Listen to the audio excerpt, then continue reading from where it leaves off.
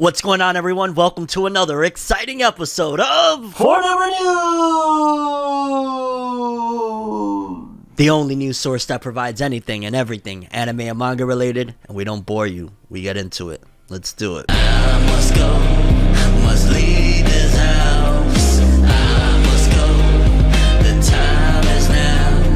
I must go, it's time to get out.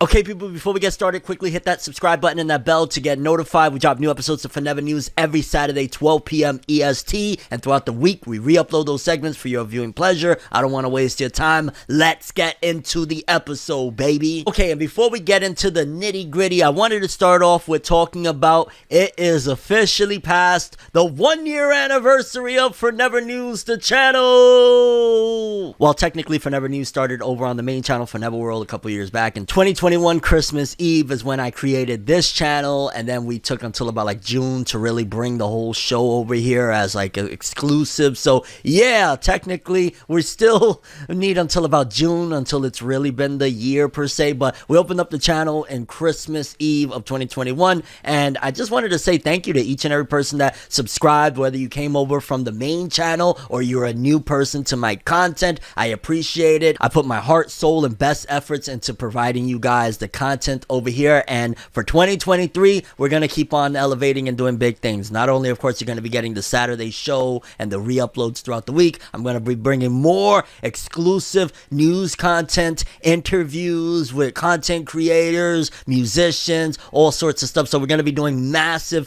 big things over here in FORNEVER News in 2023. Again, we're just getting started, baby. Shout outs to all 33,000 of you that subscribed already.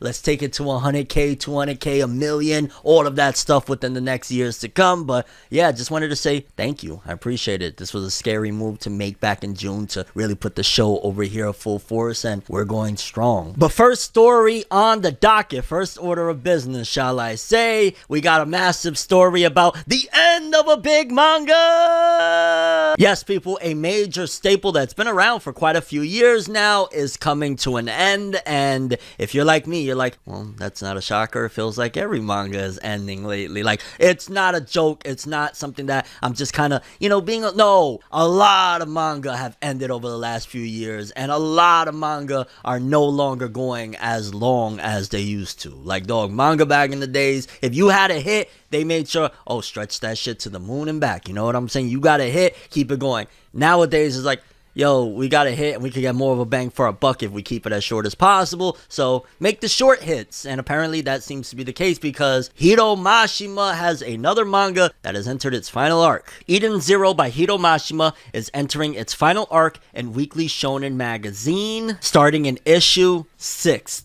So pretty much since issue 6, Weekly Shonen magazine will be going with the final arc of Eden Zero. And I'm not even gonna lie, part of me feels like maybe in particular with this case, it's probably a little bit more appropriate, simply because Eden Zero, if I'm not mistaken, has like 220 plus chapters out as of the recording of this video, and opposed to something like Fairy Tail, I'm not too sure about Raid Master, but definitely Fairy Tail, Eden Zero has not come close to the popularity of Fairy Tail. Fairy Tail, I followed the weekly sales. I seen that it was selling at one given point 300,000 plus first week. Like, Fairy Tail was a mainstream smash. Eden Zero, it does anywhere from 20,000 to 40,000 first week for sales of a new volume, and that's pretty much it. So in terms of like a success or anything like that, like, it also has already an anime. It's out on Netflix. There's a season 1, season 2 is on the way, and nothing has really moved the needle to get to like 6 figures and on first week of sales. So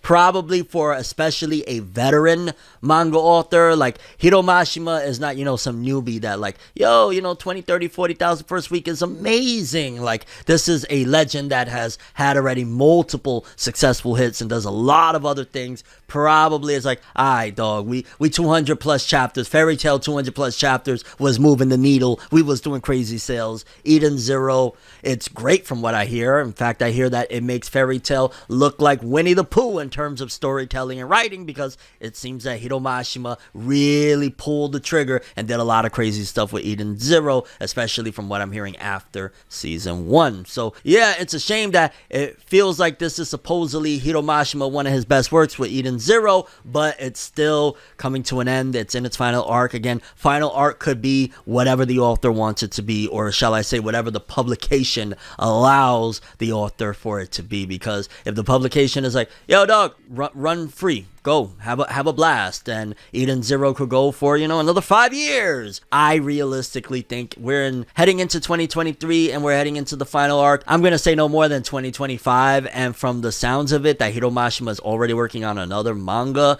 I'm gonna guess that probably by 2024 Eden Zero will be done. I'm giving it to 2025. I'm gonna say by 2024, maybe even 2023, depending on how quick Hiro Mashima wants to wrap this up and also how much left he has to go with Eden Zero. But it's kind of crazy, and I'm curious what his next adventure is going to be. I'm gonna just be straight up with Eden Zero going into the final arc and getting ready to end. I want his next manga to be a radical departure, because Raid Master, Fairy Tail, and Eden Zero all have a lot of commonalities. There's characters that cross over. With his next series, ideally, I would like, okay, leave the Fairy, Rave, Eden's verse alone. Let's not get another Plu. Let's not get an Erza redraw. Like, let's get something completely fresh. And I'm not meaning his art style, because obviously the man's art style is the man's art style. You know, some people, they can't change the way their art style is, but they can make some more refreshing, exciting, and just in general new to look at characters for their next work. And that's what I'm hoping Hiro Mashima does. I don't want no more, don't get me wrong, I love Lucy Hall. I love me some Lucy Hall failure though, I'm just saying, but I'm good on Lucy, I'm good on Erza, I'm good on Gray, I'm good on Natsu, I'm good on all of those character designs that he even reused for Eden Zero. And by no means am I trying to crap on Eden Zero. I actually like it. The first season was awesome. I read the first season's worth of the manga as well. It's pretty dope. But yeah, I would love something fresh from Hiro Mashima, something that we haven't seen before from the man, the myth, the legend himself, because I respect Hiro Mashima a lot. He's a hustler, he's a worker, he gets it done. Shout outs to Hiro Mashima. And yeah, people, Eden Zero is starting its final arc in Weekly Shonen Magazine issue number 6. Hiro Mashima, baby. Like, yo, I'm looking for that next one already. Like, I don't even know. I feel like almost, because I'm not caught up with Eden Zero, it'll probably be one of those things where, oh, Eden Zero ends in 5 chapters. Oh, okay, let me go catch up and read it now and see how it all plays out and catch up. Like, that's probably what I'm going to do. Or go with the anime, but the anime is going to take a long time. So I might just go and marathon the manga when it's close to wrapping up. Makes sense, doesn't it? Next up, massive news for fans of Airbender, The Last Airbender, Korra, Avatar. I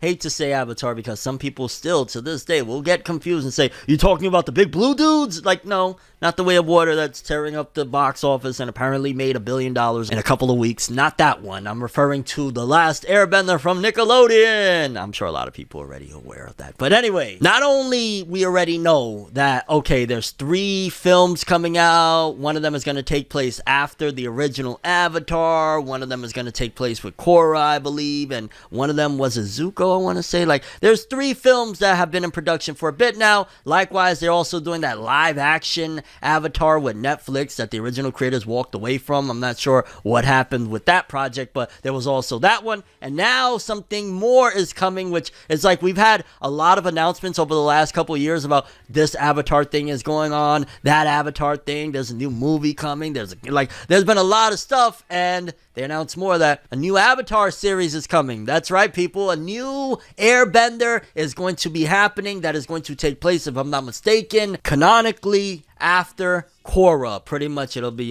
Aang went first, Korra went second, and this is going to be even the distant future after Korra. Let's read. I got the article right here. Exclusive. The next Avatar animated series featuring the Earth Avatar after Aang and Korra is coming in 2025 from Paramount and Avatar Studios, and there's a silhouette with the 2025 there and a character, and it looks like, so that looks nothing like Korra, that looks nothing like Aang, unless it's like a character that I can't think of at the moment from one of the series, but that's the next Avatar. It looks like a grown-ass man. Okay, well, we'll see. We have a huge Avatar news exclusive for you today. It's happening. Avatar Studios working on the next Avatar after Aang and Korra, an original original animated streaming series set in the future after The Legend of Korra. Following the next Earth avatar in the cycle is coming to Paramount Plus in 2025, but there's more. An animated movie featuring this avatar and their era is coming to theaters in the years after the show comes out. Currently, we don't know how far in the future this avatar's era will be set, but a very rough approximation based on previous avatars is that if it's set 100 years after Korra's time, it will be in the avatar world's equivalent of our world's present day. So pretty much we might be having present day 2022 Avatar slinging and shit. 2025 is going to be a huge launch year for Avatar Studios animated universe, with the adult Aang movie coming to theaters October 10th, 2025, as well as this new series streaming in the same year. This isn't a mistake on my part. They're intentionally releasing both in the same year, part of a much bigger plan. Currently, it is implied that the movie is Avatar Studios' first project of any kind, which would imply that this series will come out after that at the very end of the year, likely in November or December 2025. There could be, of course, delays, but they're absolutely working multiple projects in parallel right now. This is the second Avatar original streaming series coming soon, with the live-action Aang series premiering next year in 2023. Isn't that supposed to just be a movie, though? I don't think that's a series. Season 2 of the live-action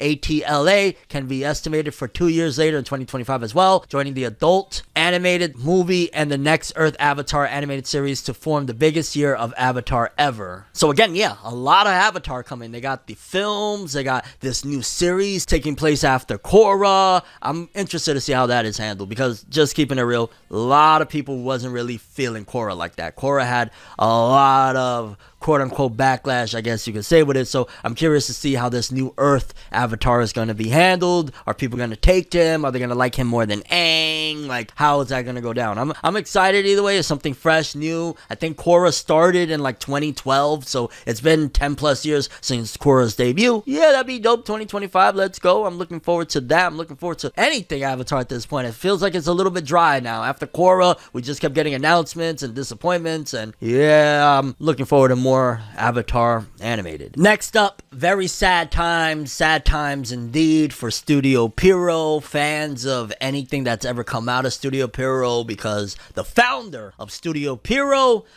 recently passed away, which is kind of shocking to even say. Rest in peace and condolences to that man's family. But yeah, the head of Studio Pierrot passed away. And in case you don't know about Studio Pierrot, you might be living on the rock like, wait, who's Studio Pierrot? I know Mappa, I know Ufotable. What do Studio Pierrot do? Well, they're doing the Bleach Styles and Blood War right now. They did all of Naruto, everything you think of Naruto, even Boruto. They've done that. They've done Tokyo Ghoul. Some say for better or worse, but keeping it real, I probably would have never got into Tokyo Ghoul without the anime bringing awareness. So they did Tokyo Ghoul. Like, they've done quite a few big projects. Twin Star Exorcist. Like, they're pretty big. Let's quickly read the article so we get a little bit more insight into exactly what happened. Studio Pierrot founder Yuji Nunokawa passes away. Studio Pierrot announced on Monday that its founder, animator, and anime director Yuji Nunokawa passed away on December 25th. That is so sad. On Christmas, dog. Oh man, that is so sad. I'm sure his family is like in immense pain. Wow. He was 75.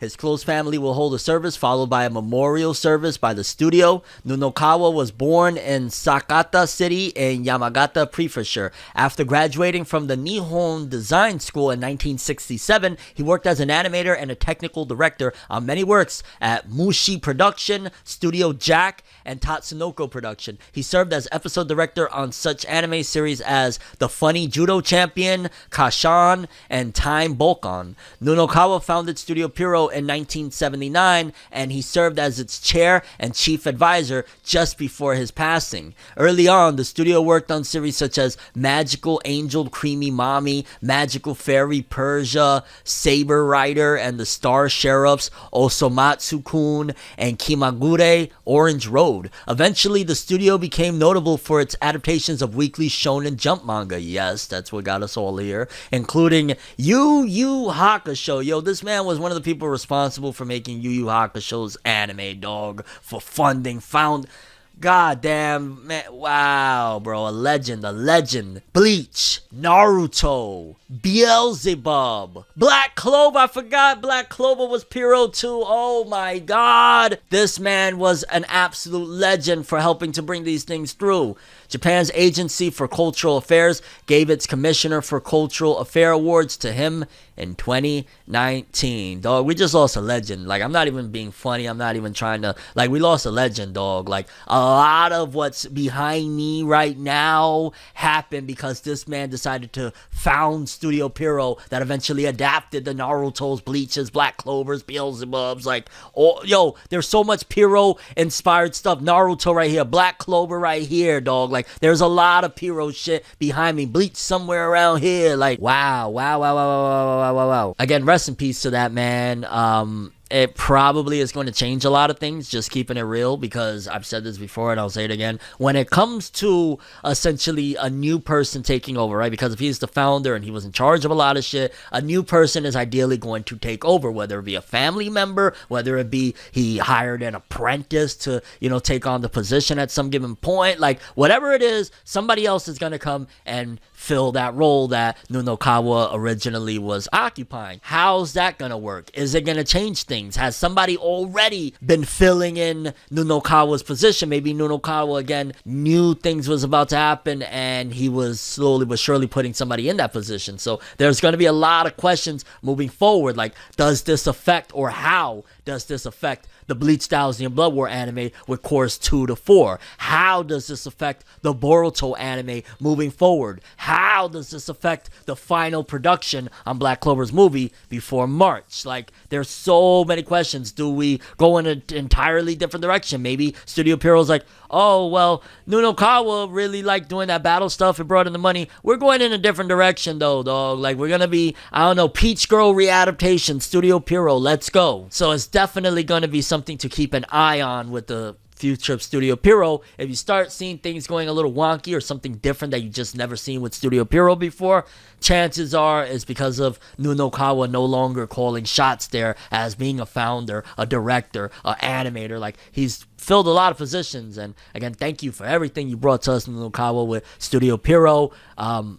You made greatness, you made your impact, and yeah, you're immortalized. Thank you for the what you provided. Have an awesome one. Wait, why did I say have an awesome one? We're not leaving. Next up, massive news for people that are fans of the Sasuke Retsuden manga. Now, if you've been following Sasuke Retsuden, then you know it's been pretty freaking awesome. I've been reviewing it over there on my main channel, ForneverWorld. We've been talking about it. It's been great. The art looks like Kishimoto's art. The story is fun. You got Sasuke breaking into a prison and fighting dinosaurs. Like, you never knew what Sasuke could bring with his own manga, but the Sasuke Retsuden manga adaptation of the original novel has been pretty freaking hype. However, it won't be long-lived per se, because we got an announcement of a rough estimation of how long this thing is going to go, and it doesn't look like it's going to go that long at all, considering the fact that each chapter is roughly 40 pages, the size of a monthly volume. You figure, what is it, like a monthly chapter with 40 pages is about like 2 chapters in one, give or take.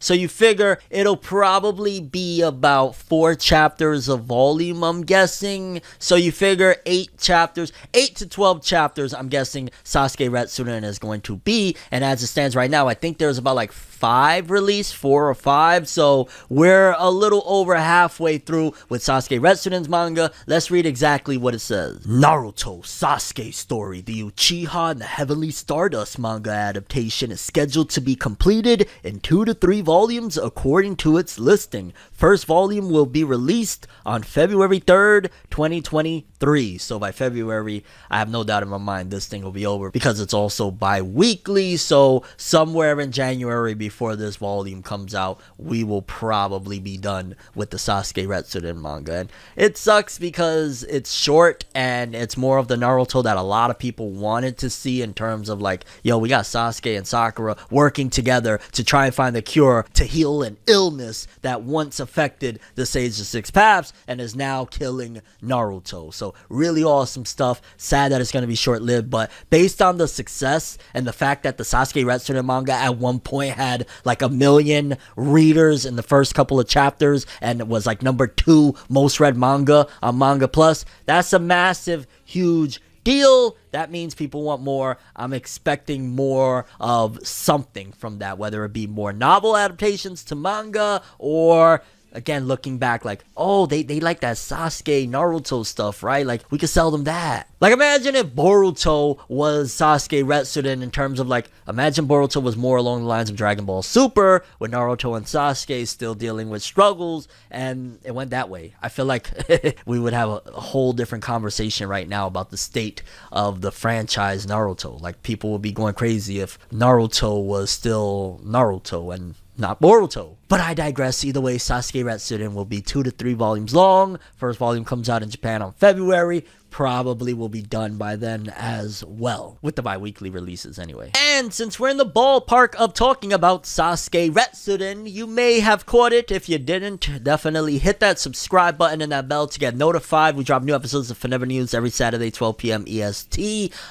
Yeah, because we talked about Jump Festa that Sasuke Retsuden is already getting adapted into anime form, and a lot of people, including myself, were like, oh snap, they're gonna give us like some OVAs or a movie or a short little anime original run like Burn the Witch, something cool with this, like, yeah. Oh, it's being adapted in Boruto? You can keep it. I'm just kidding. Relax. Don't hurt me. But actually, people, we have a preview for the upcoming Sasuke Retsuden anime that will be coming in January. Again, I believe they take a week off because, you know, Christmas, New Year's, all that stuff. So we will be getting Sasuke Retsuden starting in January. And based off the preview, I'm going to keep it real with you. The art and animation don't look great. Let's read the first episode synopsis so we can see how they're going to break this down pacing-wise. But yeah. Boruto Naruto Next Generations episode 282. Oh my god, there's 282 episodes of Boruto and we're still not at the time skip preview. I'm sorry. Sasuke's story, Infiltration, airing on January 8th, 2023. aka Sasuke Retsuden Episode 1. Sasuke arrives at the Tatar Institute of Astronomy, an old astronomical observatory in the land of Redaku, to save Naruto, who is ill. In this place, isolated from the rest of the world, for some reason, Agates, a type of dragon beast that is supposed to be extinct,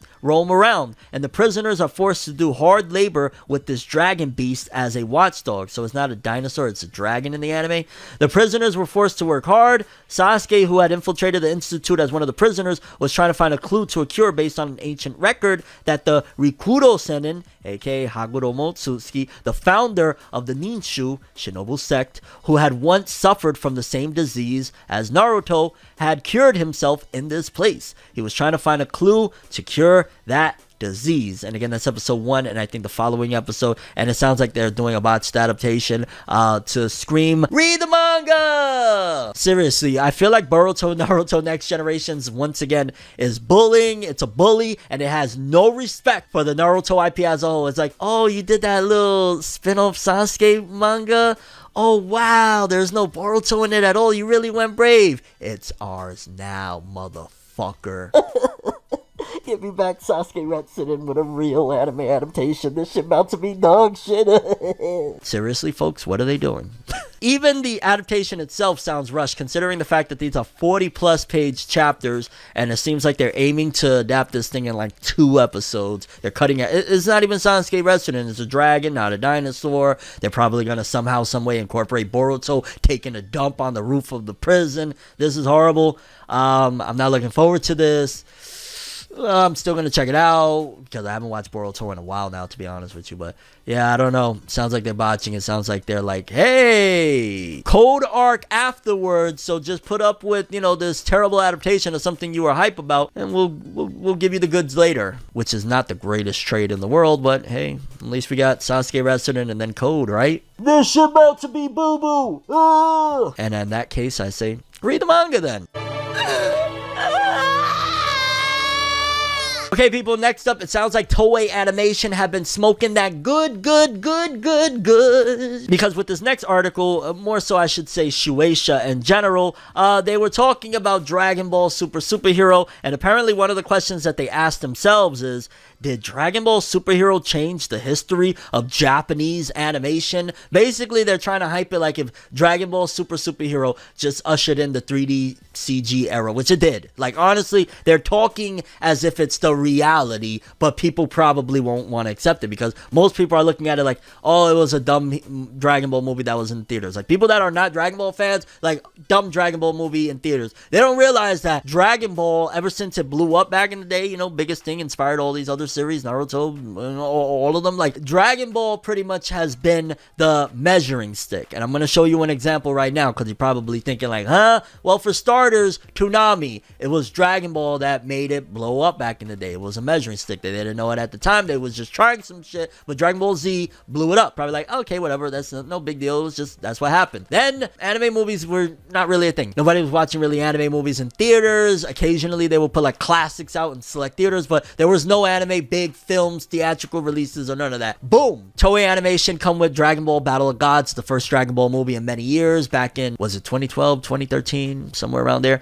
and that becomes a massive thing. Little by little ushers into the fact of then you're getting a few years later Your Name in theaters, you're getting Naruto movies in theaters, you're getting One Piece movies in theaters, you're getting movies in theaters that Jujutsu Kaisen, a brand new shonen that is blowing up and it's already in theaters. Like, Dragon Ball Battle of Gods ushered in the anime movie wave. I know probably a lot of people are not wanting to give it credit, but it's the truth. Dragon Ball Battle of Gods is the measuring stick of, okay, well, if we could do this with this one, we could build it up and eventually the other ones are going to do great and we got mad money here in movies. And it seems as though Dragon Ball Superhero being one of the biggest, I want to say that might be the biggest shonen battle 3D CG film ever made. So I'll throw in the argument that they're right on that, and I'll even throw in the argument that in general, when it all comes down to it, they're also right that Dragon Ball Superhero did change things, but the perspective and perception from most anime fans is, that was a dumb Dragon Ball 3D movie in the theaters. We didn't even watch it. Like, that's a lot of people saying that. Not me, mind you. I got a review giving it praise, but yeah. But let's read what Shueisha and them gotta say. They asked, did the Dragon Ball Superhero change the history of Japanese animation? The reason why it is said that Pixar's polygon look animation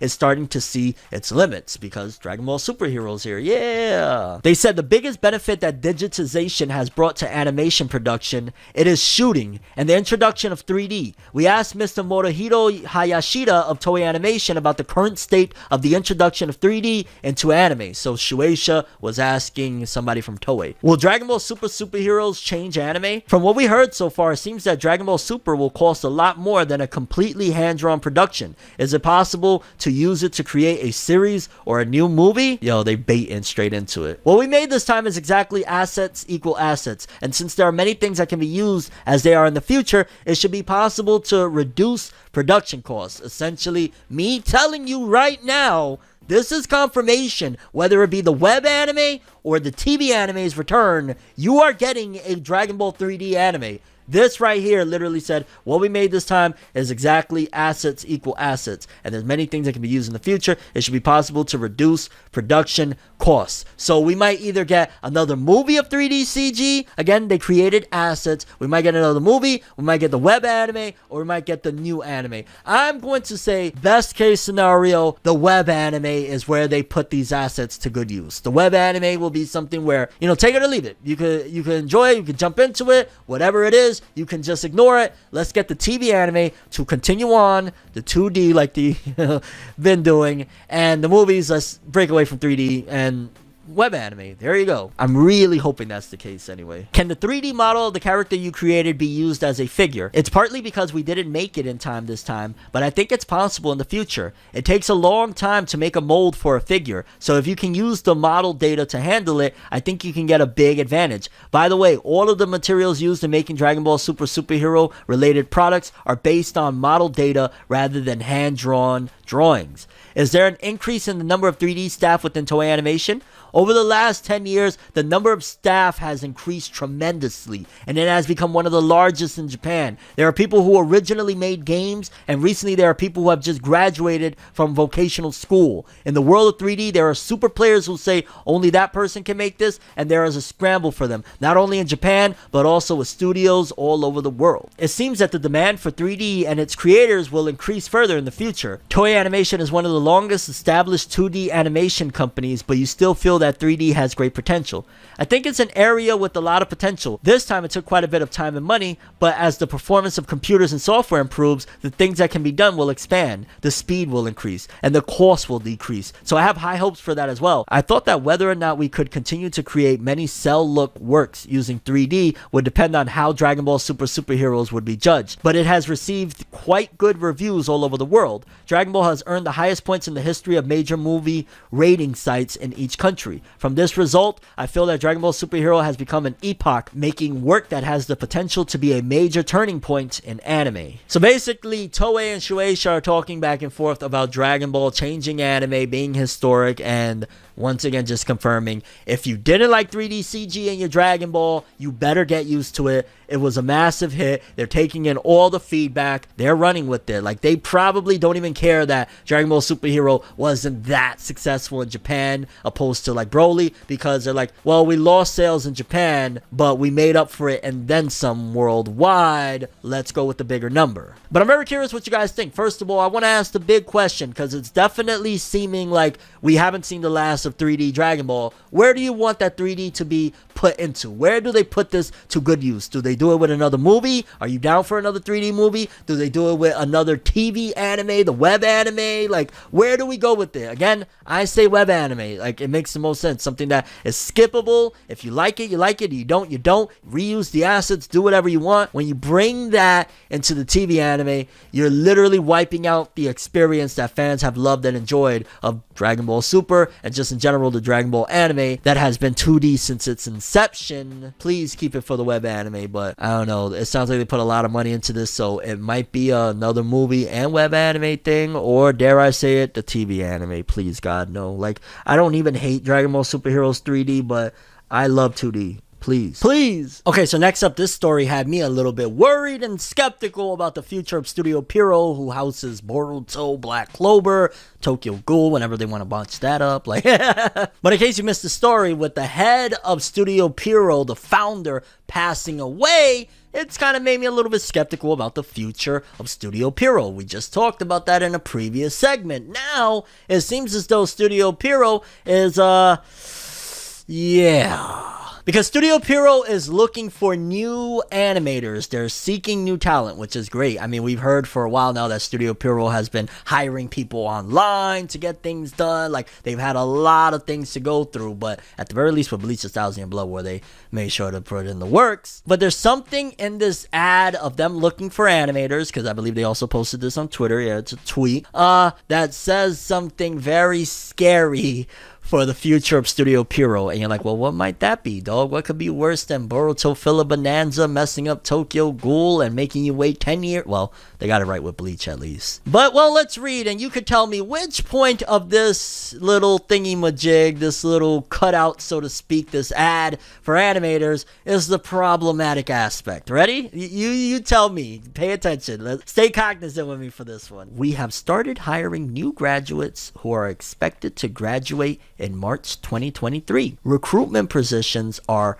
production management, drawing, photography, / 3D CG, and copyright production. 3D CG. No! Seems like Studio Pierrot is inching their way towards what Toei Animation is starting to establish, and a lot of other companies of, looks like they're going to be bringing more 3D CG to their products if they're going hiring. Granted, the ad seems that they're mainly focusing in on trying to get new hires that are good at drawing and photography, and 3D CG is in there as well. So maybe it's not going to be the biggest thing in the world, but especially with their founder, Nunokawa, passing away, they might be looking at other avenues. They might be looking at Toei like, yo, Toei, we like what you're doing. We're coming. Naruto 3D CG anime incoming soon. Oh my God, please don't. Oh, keep it buck. If you're a Naruto fan right now and you're watching this, like, would you take a 3D Naruto anime? Like, if that was like a brand new Naruto story, you know, Naruto as an old man or something, but it's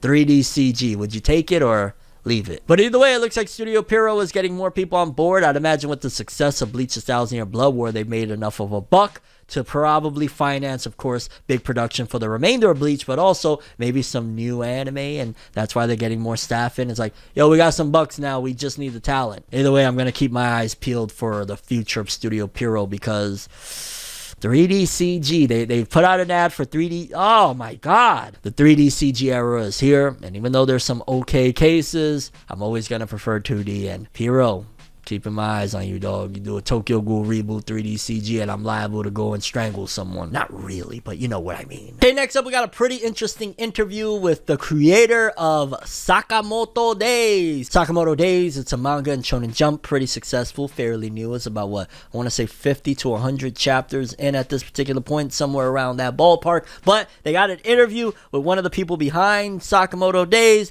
Let's read what's going on because they talk about the ending of it. Ooh. Yuto Suzuki's special interview summary. Suzuki firstly talks about how they've changed and grown since their first works, using Clip Studio Paint to be precise. Domu by Katsuhiro Otomo was the work that made them become interested in pursuing a mangaka career. Takahiko Inoue from Slam Dunk or Hiroya Oku from Gantz are other mangaka that have influenced their career. Yo, they got some pretty good influences. And in terms of movies, Suzuki loves Christopher Nolan. Suzuki didn't think the one shot would ever become a series, and they have always loved thinking of absurd action stages. As for Sakamoto Days' ending, ooh, Suzuki confirms they have clearly planned the conclusion of the series, so it's already planned out. And Suzuki lastly thanks readers' support that has made the series reach 100 chapters. Wow, it's reached 100 chapters. I thought it was like 75-ish. And hopes people keep showing their love for the series. When that gets an anime, there will be a lot more fan base. I could already see it because Sakamoto Days is dope. It's enjoyable. It's early, and a lot of people are praising it. I think once the anime comes around and people get a little bit more invested, like, because the promo art, honestly, is not going to really sell you. It's what looks like a middle-aged old fat dude, and it's not really like enticing. It's the story, the characters that'll get you in. But that's dope to know that Sakamoto Days, if you are interested, the author has the conclusion planned out. So for better or worse, we know it's there. Next story is absolutely crazy insane, but I did want to share it with you guys because, yeah, it's to do with a Japanese man that made a decision. You know, everybody makes decisions, choices, who they want to be, what they want to be, when they want to be it, why they want to be it, how they want to be it, when they want to be it, and this Japanese man made a choice that he wanted to be a dog.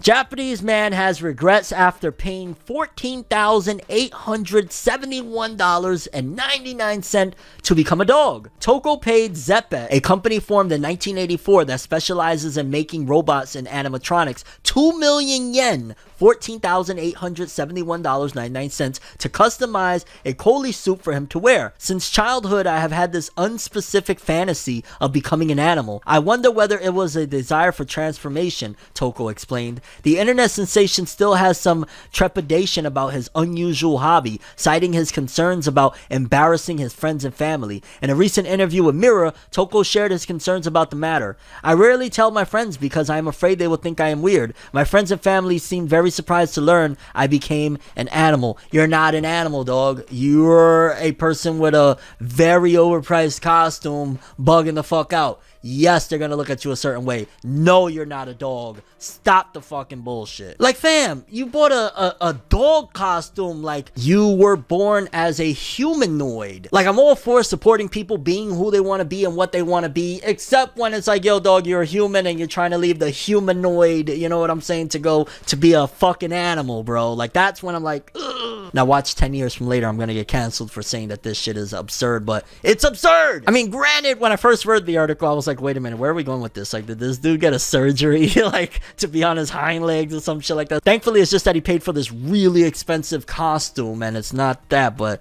either way, yeah, pa, your family, they're gonna continue to look at you a certain way because you're not a dog. You're not a dog. You're a human. And at the very least, he's starting to have regrets, so maybe he's seeing a little bit of the error of his ways, although it does end with him saying that his family's surprised to learn that he became an animal. He was always an animal. He's a human, the human species. He's just not a fucking dog. He's not a canine. Stop it. What is the dude's name? Toko, stop. Sit down. Okay, maybe he is a dog. I don't know. I thought this was a strange story and I felt I'd share it and pass it along. Man regrets trying to be a dog, but he thinks he's a dog. Okay, people, next up, not necessarily a story per se, but in case you didn't hear, both anime Bleach, Thousand Year Blood War, and Chainsaw Man have come to an end this week, wrapping up the biggest titans of the fall 2022 season of anime. And I'm gonna just keep it real, even talking about it right now, just giving you guys the update, because I know some people, they wait for the season to end so they can marathon it. I'm here to tell you, both seasons have ended. Bleach, Thousand Year Blood War, you can watch all 13 episodes right now. I believe like maybe half are in English dub, the rest is sub. And Chainsaw Man, all 12 episodes are out as well in sub, and I think the English dub is about same place as Bleach, more or less, maybe a little ahead of it. But either way, it's crazy because this was one of the best seasons of anime for me in a very long time. Honestly, one of my favorite seasons, and to see them both go, it was incredible. Although we did get the announcement, in case you missed it, I reported over here in a small video that Bleach's Thousand Year Blood War will be returning July 2023. So it's about half a year break in between cores is what we're looking at. Based on that case, it'll be back July for 13. It seems as though it's going to take a little bit of time for this Bleach Thousand Year Blood War anime to wrap itself up, because if we're going to take about 6 months in between, it's like, okay, we're going to take January until July, then it comes back and runs for 13 more, then we're going to take another few, so it'll be a little bit of time. Considering it's starting in summer and not fall, that means it'll probably be back next time in the spring after that break, and so on and so forth. So yeah, it'll be a couple years until Bleach's Thousand Year Blood War is completely over, but it's been a freaking incredible ride so far. And it's been so much so a great ride for Chainsaw Man that apparently, according to latest reports, Chainsaw Man's manga is currently sitting at 23 million copies in circulation, which is a massive congrats to Chainsaw Man, Tatsuki Fujimoto. That anime did what it needed to do and then some. But also, we got at the very end a little tease, in case you missed it, for fans of the manga. Reze was not in the anime per se for the first season, except for the last few moments of the last episode. They teased the Japanese voice actress for Reze, Reina Ueda, voicing Reze in Chainsaw Man's anime in the finale. And I ain't gonna lie, she's kind of cute too. And in general, dog, I love me some Reze. So if you were a fan of Reze, she's not in season 1 of Chainsaw Man, she'll be in season 2 whenever that comes about, which it'll probably be a bit, to be honest with you. They put so much time and effort into this thing. Okay, next up, let's take a new peek at My Hero Academia's manga and see what's going on, because a lot of people say, yo, manga fell off, the anime ain't popping, all that. Well, let's see if the manga sales are reflective of the word that's been circulating about My Hero Academia falling off. Now, we have from the very beginning until now, and shocking shocker, despite the fact that a lot of people have been lately attacking the My Hero Academia manga, saying it's boring, it fell off, this arc ain't good, and the anime as well, saying, you know, Bones dropped the ball. In 2022, My Hero Academia has already sold more volumes than several of its other years, because I like to look at, because we already see, like, okay, each volume is progressively going up. I think the biggest and highest selling volume of My Hero Academia so far in Japan was volume 33 that was released the first volume of 2022. Basically, the biggest selling volume of My Hero Academia happened this year. But even more so than that, let's take a look, right? First year it's out, 2015. It comes out, I believe it comes out October 2014. So 2015 is the first year that it starts putting out volumes. It does 2 million copies in 2015. Then the anime starts airing somewhere early 2016, and boom, total physical copies sold in that Oricon year, 5. So it doubled, 5.11. It went from 2.1 to 5.11. Then 2017, it goes up again. Not the craziest jump, but it goes from 5.11 to 5.85. 2018, currently still the biggest year, the second biggest year of My Hero Academia with 6.7 million copies. Then 2019, for whatever reason, My Hero dipped dramatically, and if I'm not mistaken, oddly enough, that's the time when that editor came in and was speeding My Hero Academia. How you go from the highest year you've had to low? And then 2020, it went up a little bit again. 2021, I want to say that's the year that they kicked old dude out, and boom, biggest year. 2021 to this point is the biggest year of My Hero Academia manga. 7 million sold. 2022, 5.3 million. It's crazy that My Hero, it's still, at the end of the day, with 5.3 million, it's still a bigger year than 2019, 2016, 2015. So it's still a bigger year than some of those previous years. But in terms of the Goliath of 2021, we are going to see, because the volumes are increasing, but the back catalogs are starting starting to slow down. It's like new fans aren't really gravitating towards My Hero. It's just the current fans are really pushing it forward. But yeah, people, if you're ever curious about the state of My Hero Academia, it's still wildly successful. It had its most successful year, and that was the year where Horikoshi announced that he was going to be ending it soon anyways. So yeah, My Hero Academia is still very successful, and it looks like whenever it does end, it's going out on the highest of notes. Quick update for Undead Unluck fans. It says here, Undead Unluck is teasing big projects to commemorate the 3rd anniversary of the series and to be revealed in the upcoming Weekly Shonen Jump issue number 8. What could they possibly announce for Undead Unluck at this point, dog? We got the anime incoming, the manga's on its final arc. It's a big project, so it's not like a big announcement. Hey, it's ending next week. So what other big, maybe a video game, maybe a gacha game? I don't see a movie. There's no way. They just announced a TV anime. So probably either some video games or merchandise. Nothing crazy. It'll be like, buy the Fuko hat, buy Andy's underwear or something there. Blue Lock fans, in case you don't know, the first core of the Blue Lock anime has wrapped itself up and we're entering the new one. And we got a key visual for Blue Lock anime's second core, the second selection arc. And we got a new opening titled Judgment. And the song will be done by Ash the Hero. Who that's Ash the Hero. Okay. And I ain't gonna lie, the art looks sick as hell. It looks like a revamp, and just in general, another cool reason to get into Blue Lock. Again, I keep on saying it, but I'm gonna give it another chance. I watched 4 episodes. I wasn't that big of a fan, but this visual looks dope, and yeah, I need me a good sports series, and Blue Lock seems to be that way. I just need to give it another shot. Next up, we got the Weekly Shonen Jump author comments. I did both of the Weekly Shonen magazines last week, so we don't have Weekly Shonen magazine. It'll be next one, but yeah, Weekly Shonen Jump. My Hero Academia, Kohei Horikoshi said, "This is my 3rd fantasy color spread. Villager Deku joined his childhood friend's banded brigade." Okay, yeah, dope stuff. My Hero on the cover of Jump. That's what I like to see. We got Eiichiro Oda, creator of One Piece. "I met Shohei Otani. I won the One Piece Akinator Challenge. I plan to brag about this for the rest of my life." Okay, Oda. We got Jujutsu Kaisen's Gege Akutami. "I was avoiding the therapy where they crack your neck because I was scared, but it fixed my pain immediately." Ooh, physical therapy. Okie dokie then. Then we got Black Clover's Yuki Tabata. "I'm so sorry for my repeated apologies. I'll get things right in the new year. I wish everyone the best." Dog, you gotta apologize for your constant apologies. Like, dog, Shonen Jump working as a mangaka sounds like a nightmare. The fact that you bring everyone this entertainment as much as you possibly can, you're cool. Let's get a very strong 2023. If Black Clover ends in 2023 with the movie and everything, like, let's go out with a strong one. No need to apologize, Tabata. You brought a lot of awesomeness to us. Then we got Hunter x Hunter's Yoshihiro Tagashi. This is Tagashi. Oh shit, he actually spoke. I thought it was going to be staff member Tanehana, but with his exit comment, he said, "I'm currently trying to figure out how to keep the manga going without causing so much stress to everyone who helps me out. Monthly. In case you don't know, Hunter x Hunter will no longer be released weekly and Weekly Shonen Jump. They're trying to figure it out. Yeah, let's do monthly Jump Plus. Martial Magic and Muscles, Hajime Komodo. "I love this video of a black person who jumps out of a car and starts dancing. I want to be just like them." Huh? I don't know. Hajime Komodo, a little bit, a little racy there. I don't know why you just ran. But yeah, people, those were the Weekly Shonen Jump author comments. No Weekly Shonen magazine this week. And let's wrap this bad boy up with the top 50 best-selling manga of the week, courtesy of Jose_K. For starters, we got 50 Blue Lock Volume 5, which was released 3 years ago now, with 16,548,000, bringing its total to over 500,000 copies. Again, this is all back catalog stuff from the anime blowing up. We got at 48, 47, 46, 45, 44, all Blue Lock, 16,000, 17,000.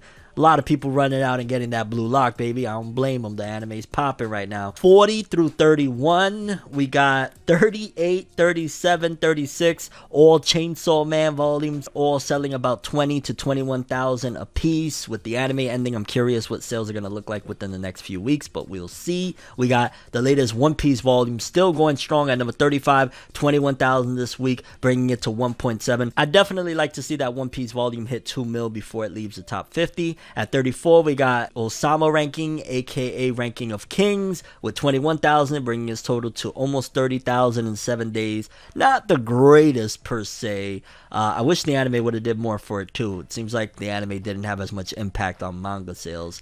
Then we got Chainsaw Man again returning for places 33 through 31 and probably beyond, with another 24,000, 21,000. A lot of freaking copies, man.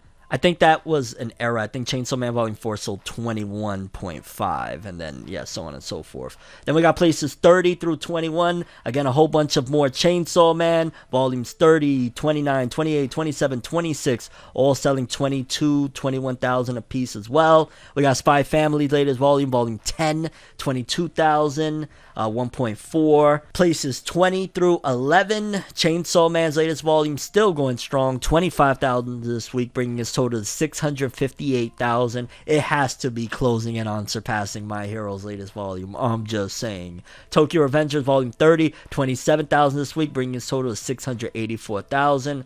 Curious to see what that series is going to look like, or that franchise post the manga wrapping up, but with the anime incoming. And then we got top 10. We got, let's see, a little variety here. For starters, we got, what is that? Ona no Sono no Hoshi volume 3. I don't know why, but I really like that cover, and it did in 11 days 152,000. What is that again? Ona no Sono no Hoshi. We got Arson Senki volume 18. Again, I believe the art by the author of Full Metal Alchemist, 53,000. We got Blue Lock with 78,000 in 3 days.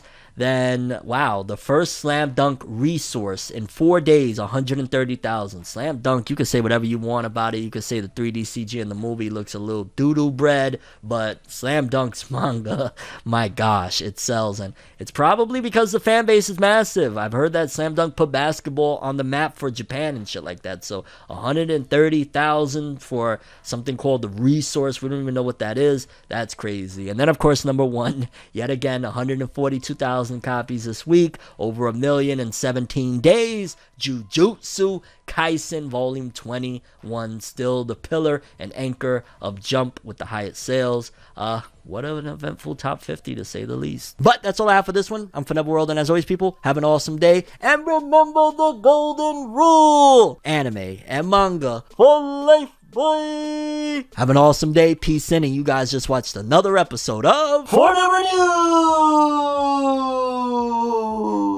Have an awesome day. Subscribe and hit that bell to get more. Yeah. I have a dream, alone in my room as I sit with the tea. Couldn't possibly think what I often see, and you don't even know how I often blink. Lights be flashing and looking at me, such a odd, unique, yet I'm so unique, and you're looking at me. If the walls could talk, they would probably read Bleach, and I'd probably say, bitch, get the fuck off me.